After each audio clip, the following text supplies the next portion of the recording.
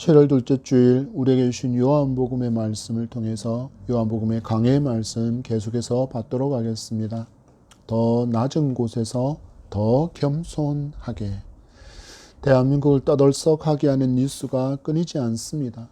먼저는 장마 기간에 계속 쏟아지고 있는 유례 없는 엄청량의 비로 인한 피해 때문입니다. 이 비로 인해서 많은 사람이 삶의 터전과 보금자리를 잃고 힘겨워하는 사람들이 있습니다. 우리는 이들을 위해서 기도하고 또 구제의 손길을 펼 수 있는 저와 여러분이기를 소망합니다. 그리고 이런저런 이슈가 있지만 한 유명한 유튜버에 관련된 얘기를 해보려고 합니다. 바로 한국인이 가장 사랑하는 유튜버로 뽑혔던 먹방 유튜버인 쯔양에 관련된 이야기입니다. 이 친구는 유튜브로 활동한 지 6년 만에 구독자가 무려 1000만 명이 넘는 큰 인기를 얻고 있습니다. 엄청난 양의 음식을 먹는데 몸도 크지 않고 자그마합니다. 그렇게 엄청난 양의 음식을 이 자그마한 체구로 다 먹는데 부대껴 하지도 않고 맛나게 즐겁게 잘 먹는 모습을 보면서 사람들이 그녀의 먹방을 선호하고 그녀의 밝은 모습을 좋아했습니다. 그런데 이 유튜버가 무려 4년 동안이나 전 남자친구로부터 온갖 학대와 폭력, 갈취, 가스라이팅을 당해서 고통의 시간을 보내었다는 생방송을 방송에서 지상파 방송이나 유튜브 할 것 없이 온통 떠들썩하고 있습니다. 더 아픈 소식이 있다면 이 쯔양의 과거사에 관련된 나쁜 동영상을 빌미로 돈을 뜯어내거나 돈을 뜯어내려고 하는 다른 유튜버들이 있는데, 특히 이들은 겉으로는 정의의 사도인 것처럼 떠들고 행동에서 제법 많은 구독자를 둔 유튜버라는 것입니다. 저는 개인적으로 이 사건을 접하면서 이 사건을 분석하는 내용을 보고 들으면서 이런 생각이 들었습니다.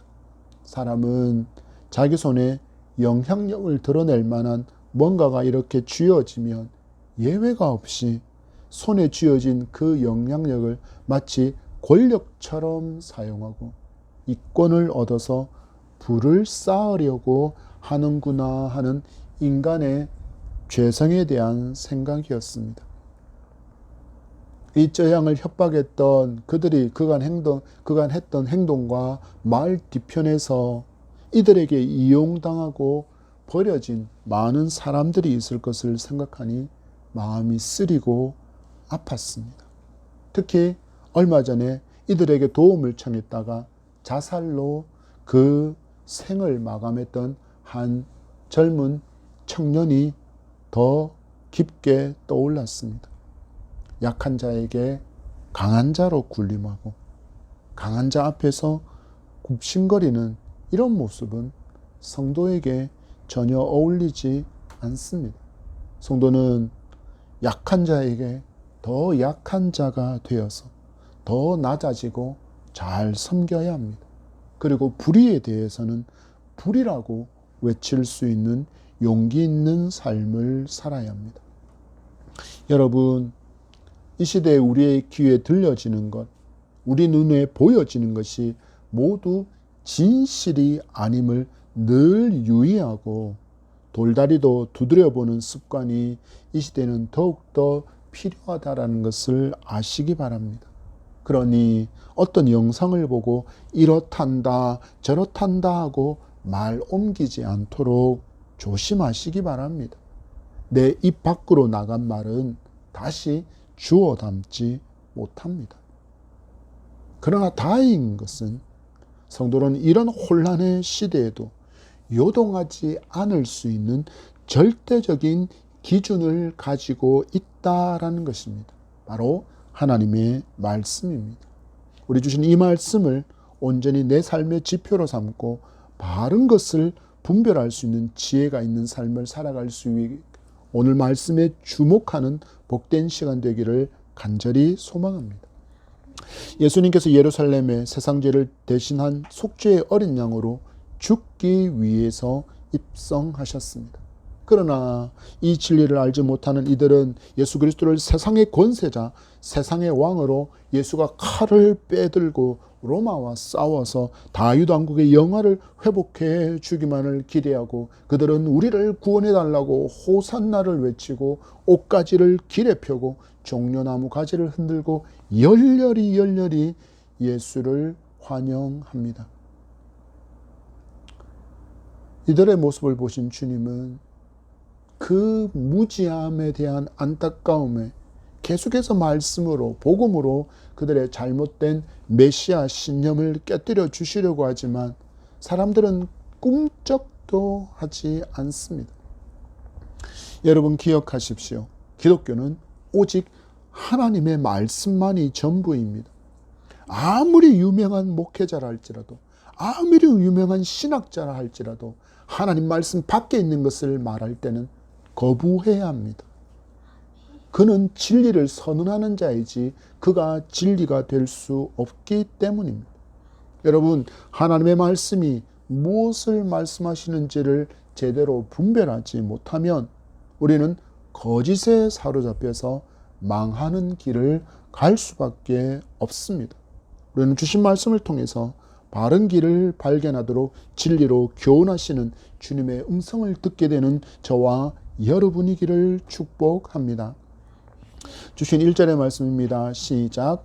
유월절 전에 예수께서 자기가 세상을 떠나 아버지께로 돌아가실 때가 이른 줄 아시고 세상에 있는 자기 사람들을 사랑하시되 끝까지 사랑하시니라. 아멘. 말씀의 배경이 되는 절기의 시기가 등장합니다. 바로 유월절 전. 이를 통해서 사도 요한은 세상 죄를 지고 가는 하나님의 어린 양이신 예수께서 출애굽 유월절 때처럼 바로 죄인인 인간을 대신해서 죽으시고 대속의 제물이 되심을 보여주십니다. 이것을 강조하는 이유가 있습니다.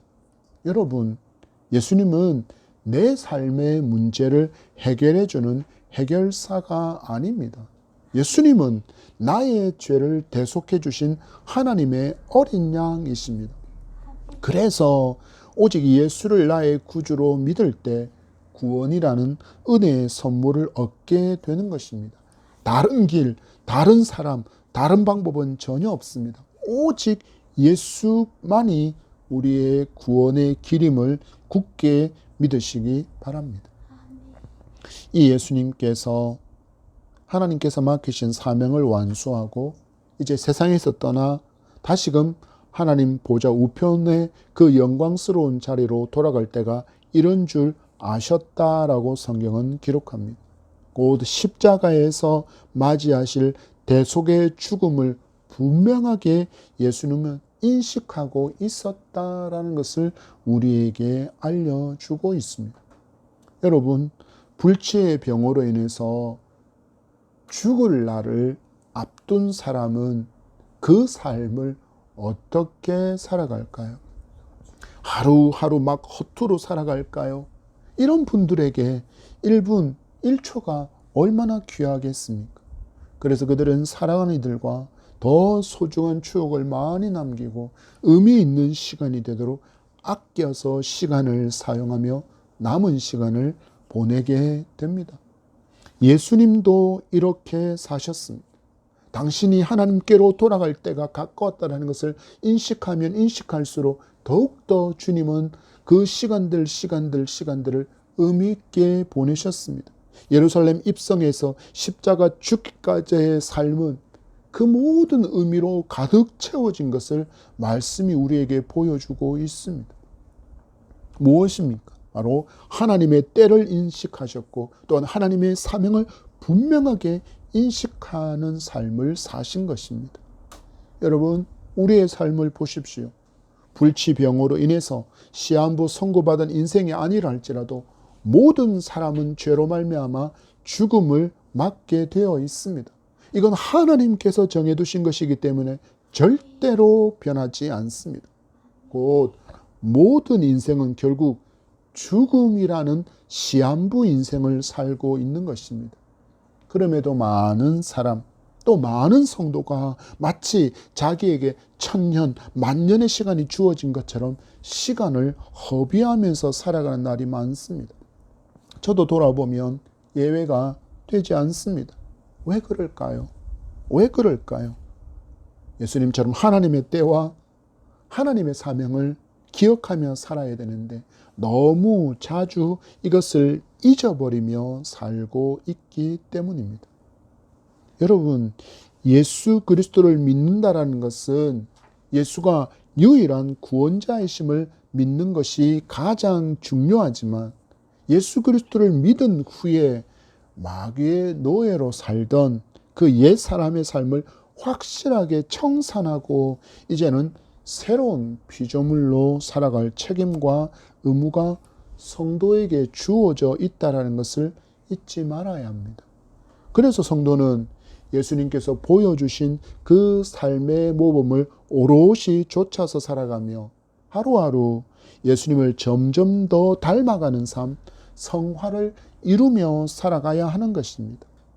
예수님께서 하나님께서 맡기신 사명과 또한 그 마지막 때가 있음을 기억하며 최선의 경주를 다 하셨다면 예수님을 따르겠다 결단한 성도는 더욱 마땅히 하나님께서 나를 이 땅에 보내실 때 맡기신 그 비전을 발견하는데 최선을 다해야 하고 또한 발견한 비전을 붙들고 믿음의 경주를 이어가며 하루하루를 마치 황금을 지불하고 산 것처럼 귀하게 사용할 수 있어야 합니다.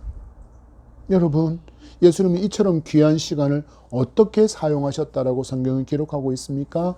세상에 있는 자기 사람들을 끝까지 사랑하셨다. 사랑하는 데 시간을 사용하셨다라는 것입니다. 성경의 신약 성경의 원어인 헬라어를 바탕으로 이 구절을 해석하면 이렇습니다.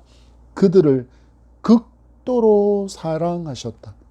그리고 NIV 번역 성경은 이제 그들에게 그분의 사랑을 최대한 베푸셨다라고 번역하고 있습니다.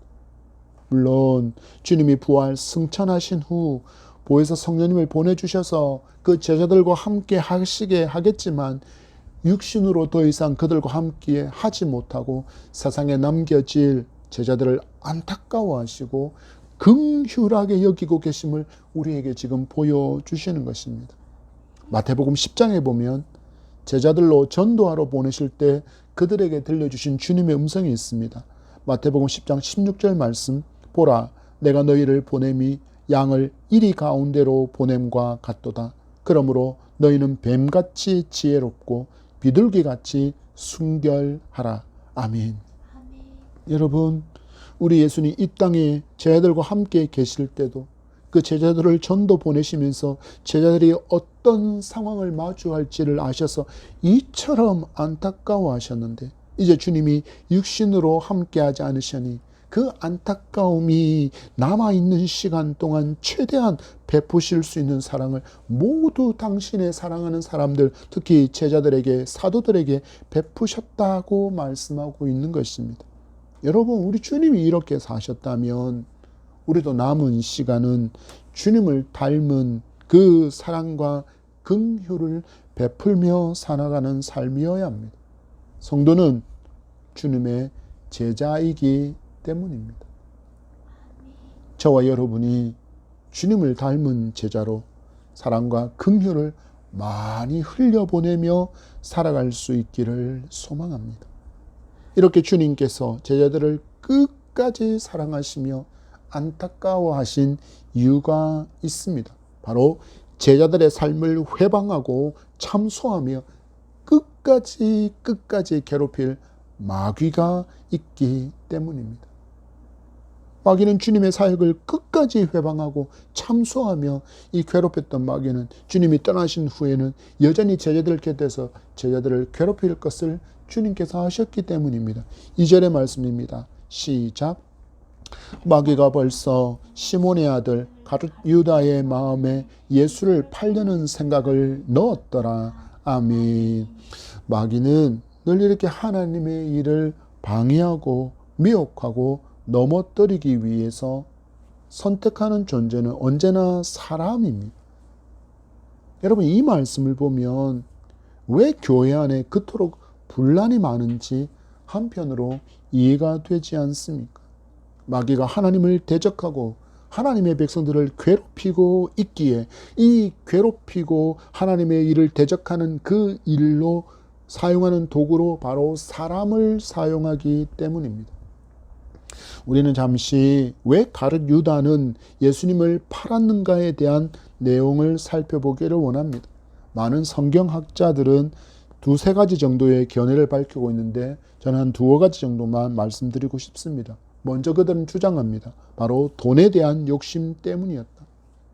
성경은 가룟 유다를 향하여 저는 도둑이다라고 가룟 유다를 기록하고 있는 구절을 발견할 수 있습니다.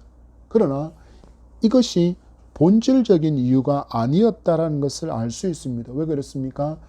가룟 유다는 나중에 후회하고 은 30을 성소에 집어 던져버리고 목매어 자살하는 모습을 보여주기 때문입니다. 돈이 목적이었다면 그는 그 돈으로 인해서 어떻게 예수님을 판 것을 내가 그게 돈을 받는 것이 전부였다면 그 돈을 가지고 잘 살아야 합니다. 그렇지만 그는 그러지 못합니다. 두 번째, 메시아 왕국의 건설을 예수님께 재촉하기 위한 방법으로 선택한 일이다라는 견해입니다. 이게 무슨 말이냐면요, 이스라엘 백성들이 가지고 있었던 메시아에 대한 견해가 신념과 그 견해가 무엇이었다고 이야기했습니까?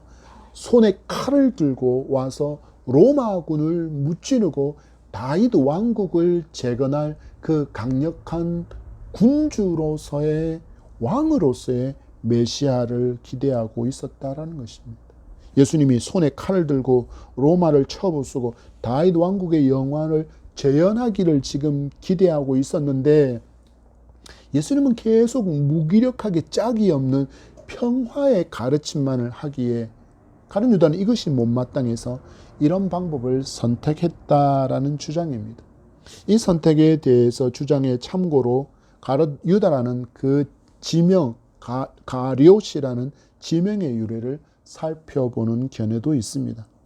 가룟은 그리오 사람이라는 히브리어 이시 캐리오트라는 그 단어에서 나온 지명의 이름으로 헬라어로 표기하면 이스카리오시라고 부릅니다. 그리고 이 이름이 사도행전에 등장하는 암살자를 뜻하는 시카리오스라는 지명의 의원이 되었다라고 설명하는 이들도 있습니다. 곧 그는 암살자 무리에 속한 자로서 혁명적으로 로마를 정복하고 로마를 전복시키고 로마를 예수께서 정복해서 다윗 왕국을 건설하기를 기대하고 있었는데 그가 기대했던 그 폭력적인 그 분기가 예수에게서는 도통 보이지 않아서 그것을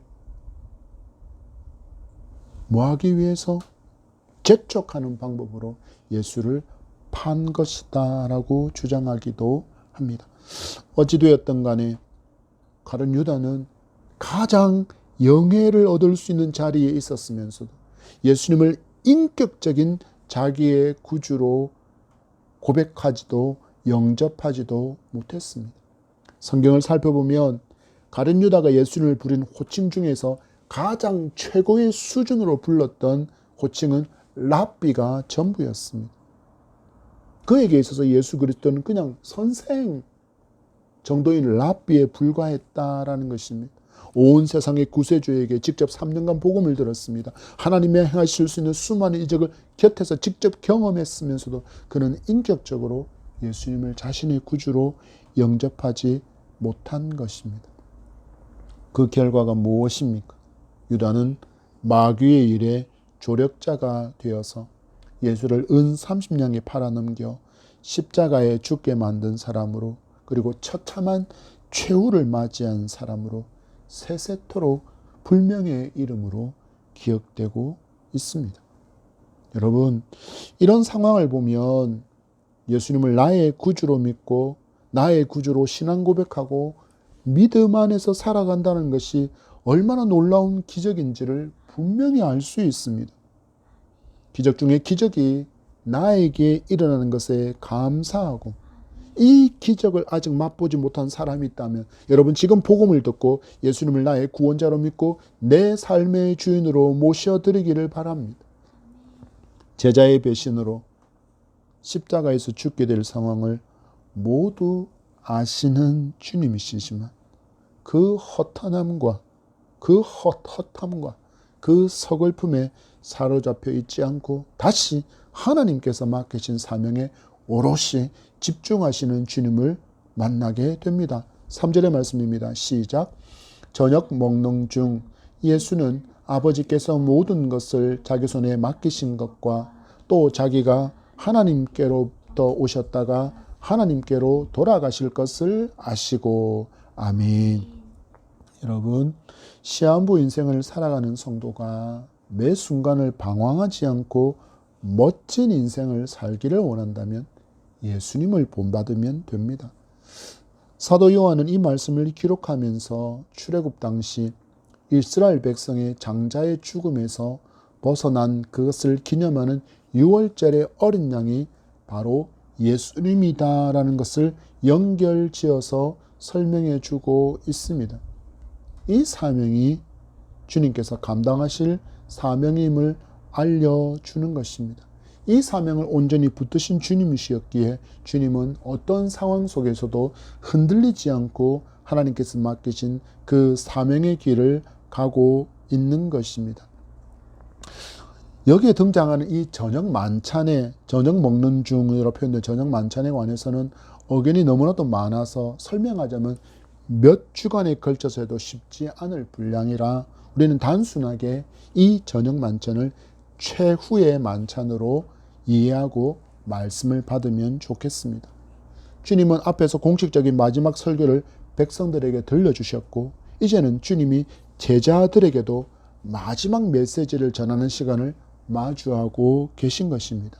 그런데 이번에는 말씀이 문제가 아니라 행동으로 몸소 본을 보여주고 있습니다. 4절과 5절의 말씀입니다. 시작. 저녁 잡수시던 자리에서 일어나 겉옷을 벗고 수건을 가져다가 허리에 두르시고 이에 대하여 물을 떠서 제자들의 발을 씻으시고 그 두르신 수건으로 닦기를 시작하여 아멘. 식사하시던 주님께서 갑자기 일어나서 겉옷을 벗고 수건을 허리에 두르시고 대야에 물을 떠와서 제자들의 발을 씻기시고 수건으로 닦아 주십니다. 여러분, 이 식사 자리를 잘 생각해 보십시오. 이 식사의 자리에서 최고로 영광을 받고 최고로 높임을 받고 최고로 존경을 받아야 할 분은 한 분, 바로 예수님이십니다. 그런데 이 예수님이 겉옷을 벗고 수건을 가져오셔서 허리에 두르시고 물도 직접 떠오셔서 제자들 앞에 앉아서 제자들의 발을 씻겨주시고 수건으로 닦아주십니다. 누가 해야 할 일을 지금 대신하고 있는 것입니까? 종이 해야 할 일을 대신하고 있습니다. 그것도 종 중에서도 가장 미천한 종이 하는 일, 손님의 발을 씻고 손님의 발을 닦아주는 그 일을 스승이신 예수께서, 온 인류의 구원자이신 메시아께서 몸소 담당하고 있습니다. 예수님의 제자들은 이 식사의 자리에 와서도 어느 누구 하나 다른 이들의 발을 씻겨줄 생각조차 하지 않고 꿈쩍도 하지 않고 있었습니다. 누가복음 22장의 말씀에 보면 이들은 예수님께서 건국하실 그 메시아 왕국에서 누가 고관대작의 지위를 받을 것인가, 누가 최고의 직의 적임자인가를 두고 입씨름하고 있음을 분명히 기록하고 있습니다. 무슨 의미를 우리에게 알려주는 것입니까? 가롯 유다만이 아니라 예수님 주변에 있던 그 제자들도 아직 예수님께서 이 땅에 가져오신 하나님의 나라에 대해서 잘못 이해하고 있었다라는 것입니다. 그러니 그들이 무엇을 꿈꿉니까? 높아질 기회만을 엿보고 있습니다. 그리고 다른 사람들에게서 섬김받기만을 준비하고 있습니다. 그런 그들에게 뜻밖의 예상하지 못한 사건이 일어난 것입니다. 바로 메시아이시며 그들의 스승이신 예수님께서 겉옷을 벗고 수건을 허리에 두르시고 대야에 물을 떠와서 제자들의 발을 씻으시고 수건으로 차례대로 닦아 주신 것입니다. 여러분, 왜 목사가 총회장, 노회장, 시찰장의 타이틀만 얻게 되어도 섬기려고 하지 않고 섬김을 받으려고만 하고 낮아지려고 하지 않고 마치 높은 권자에 앉은 듯이 권력을 행사하려고만 할까요? 왜 교회 안에서 목사, 장로, 안수집사, 권사, 집사, 기관장의 자리에 앉은 사람들은 다른 이들과 싸우려고만 하고 큰 소리만 내려고 하고 나를 알아달라라고 외치기만 할까요? 나의 구세주, 나의 삶의 주인이라고 고백한 예수님은 전혀 그렇게 살지 않으셨는데 왜 이럴까요? 여러분, 이 삶이 예수님의 제자다운 삶이 맞습니까? 전혀 아닙니다. 우리는 주님을 더 닮아서 더 낮아지고 더 잘 섬기고 더 사랑하고 더 용납하고 더 자비와 긍휼을 베푸는 제자의 삶을 살아갑시다. 이것이 주님의 교회를 건강하게 세우는 길입니다. 이것이 삶으로 복음을 전하는 길입니다. 전혀 예상하지 못한 예수님의 행동에 얼떨결에 예수님께 발을 맡기던 제자와 달리 베드로가 자기 순서가 되어서 예수님이 자기 앞에 오자 당황해서 주님께 이렇게 질문합니다. 6절의 말씀입니다. 시작. 시몬 베드로에게 이르시니 베드로가 이르되 주여 주께서 내 발을 씻으시나이까. 아멘. 한마디 들었습니다. 어찌 주님께서 제 발을 씻으십니까? 우리는 베드로가 주님께 어떤 신앙 고백을 했는지 너무나도 잘 알고 있습니다. 마태복음 16장 16절에 시몬 베드로가 대답하여 이르되 주는 그리스도시요 살아계신 하나님의 아들이시니이다. 아멘. 그런데 이렇게 신앙을 고백한 베드로도 역시 메시아에 대해서 잘못된 신념이 있었다는 것을 알려주고 있습니다. 새로운 나라를 건국하고 왕이 되셔야 할 메시아가 그의 신하들이 될 제자에게 무릎을 꿇고 종이하는 발 씻는 일을 하시는 게 전혀 메시아 왕국의 왕이신 메시아에게 어울리지 않는 행동이라고 그가 여기고 있으니 주님의 모습이 전혀 이해가 되지 않았던 것입니다. 예수님은 마태복음에서 당신의 삶을 이렇게 말씀하셨습니다. 마태복음 20장 28절에 인자가 온 것은 섬김을 받으려 함이 아니라 도리어 섬기려 하고 자기 목숨을 많은 사람의 대속물로 주려 함이니라. 아멘. 누군가의 치부를 공격의 대상으로 삼아서 돈벌이하는 세상 사람들, 작은 세력이라도 모이고 자기 손에 조그만 힘이라도 주어지면 그때부터 인면수심의 모습으로 마치 양의 탈을 쓴 늑대처럼 사람들 앞에서 행동하던 유튜버 사건으로 제가 말씀드리지 않았습니까? 여러분, 우리에게는 이런 모습이 없습니까? 내 손에 조그만 힘만 주어지면 그것을 사용하려는, 그것으로 낮은 자를, 연약한 자를, 약한 자를 괴롭히려고 하는 마음은 없습니까? 상사라는 자리를 마치 권세처럼, 권력처럼 휘두르며 인격을 모독하거나 마치 종 부리듯 하고 돈을 마치 권력처럼 여겨서 갑질을 하고 있지는 않습니까? 높은 권자에 앉은 듯이 삶의 현장에서 최선을 다하며 살아가는 그들을 이렇게 내려다보며 업신여기며 살고 있지는 않느냐라는 것입니다.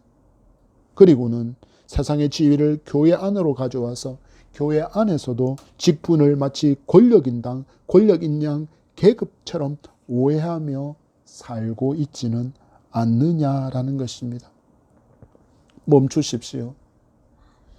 예수님을 제대로 닮지 않은 모습이고 마지막 날에 예수님께서 제대로 책망받을 불순종의 모습일 뿐입니다. 회개하시기 바랍니다. 온 세상의 구주이신 예수님은 하늘 보좌에서 이 낮고 낮은 땅에 피조물의 모습으로 태어나시는 그 낮아짐을 원하셨고 거기에서 더 낮아지셔서 종의 섬김의 모습으로 제자들을 끝까지 사랑하시며 섬기셨다면 성도는 더욱 죽는 날까지 이런 섬김의 삶, 낮아짐의 삶을 사는 것이 마땅합니다.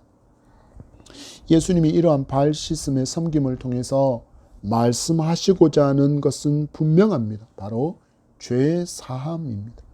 그러나 주님이 하시는 행동의 의미를 베드로와 제자들이 제대로 알지 못하고 있는 것을 안타까워하시지만 그럼에도 섬김의 본을 보여주시면서 예수님께서 영광을 받으신 후에 제자들이 이 일의 의미를 분명하게 깨닫게 될 때가 있을 것이다 라고 말씀합니다. 7절의 말씀입니다. 시작. 예수께서 대답하여 이르시되 내가 하는 것을 내가 지금은 알지 못하나 이후에는 알리라. 아멘.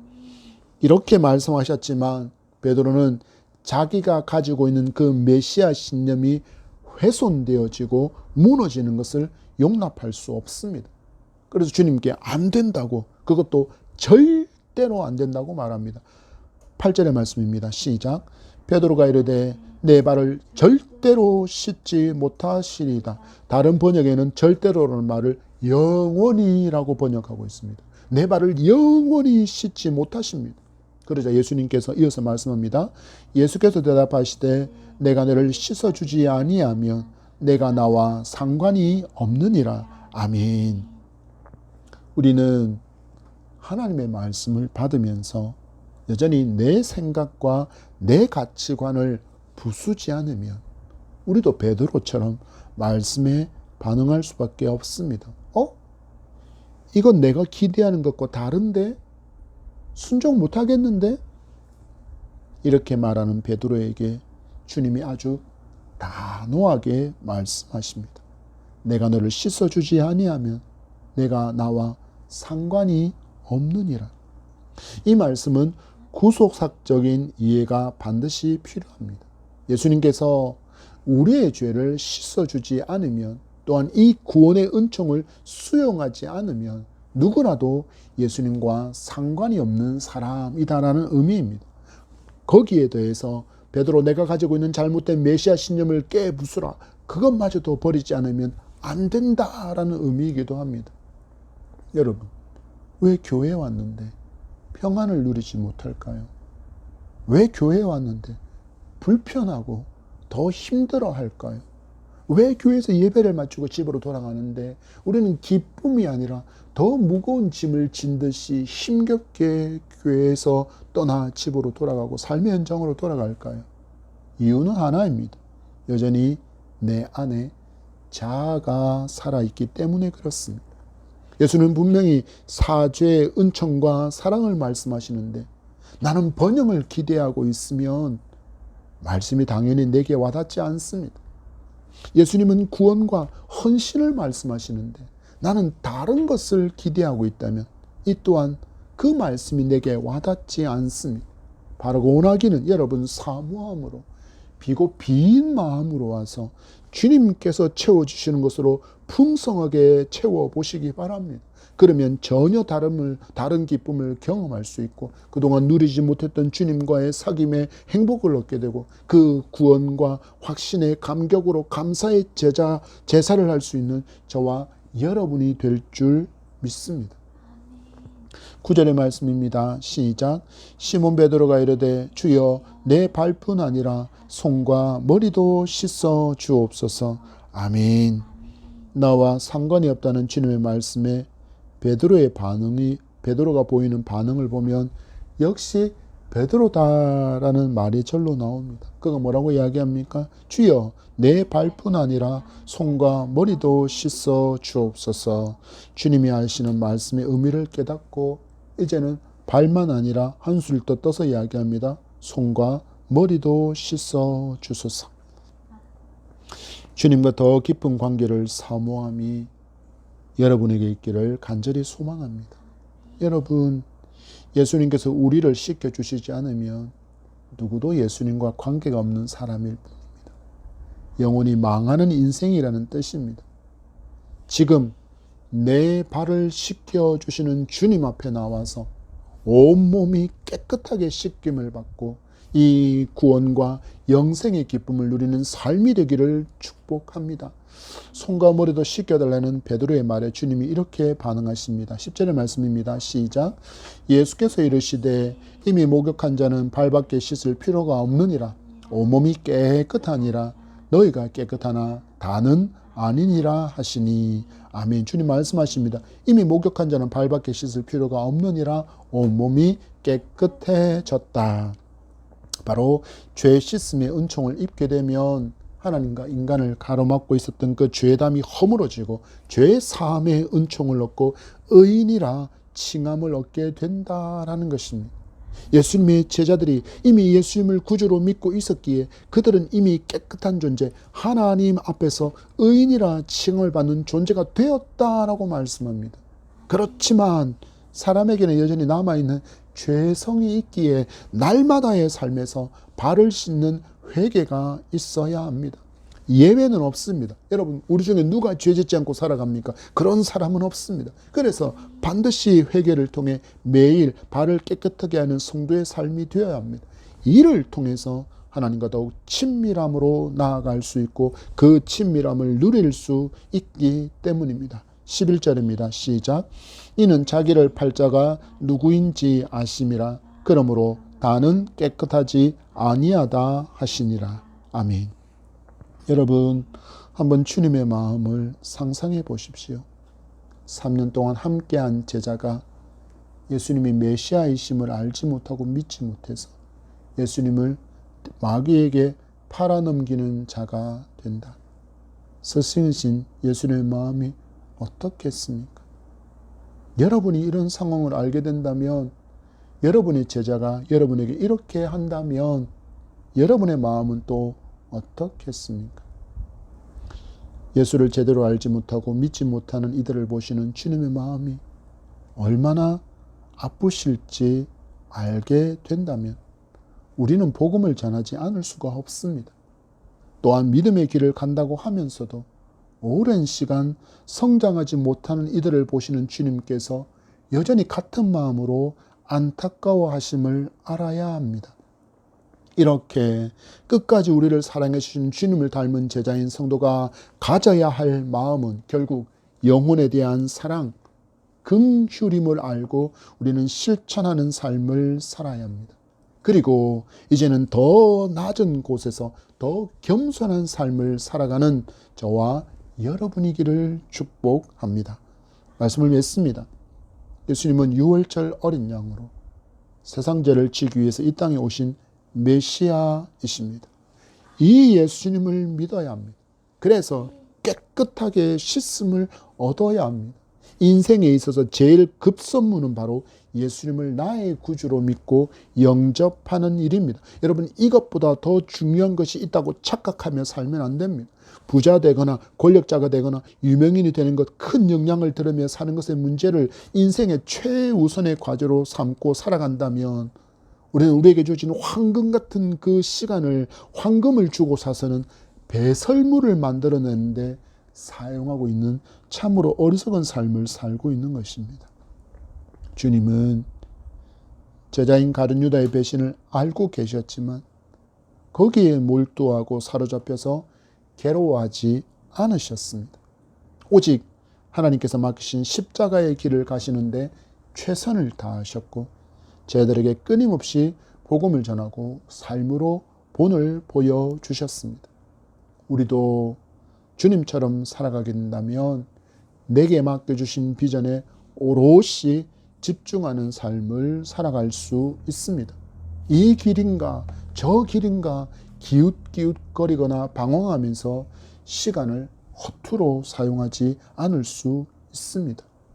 여러분, 우리 주님의 낮아지심은 창조주께서 한계를 지는 인간에 대한 낮아지심인데 거기에서도 더 낮아지셔서 종과 같이 제자들의 발을 씻겨주신 본을 우리는 본받아야 합니다. 그래서 교회에서 높아지려고 내 목소리를 관철하는데 힘을 쓰다가 그것이 받아들여지지 않으면 섭섭해하고 못마땅해하지 않기를 바랍니다.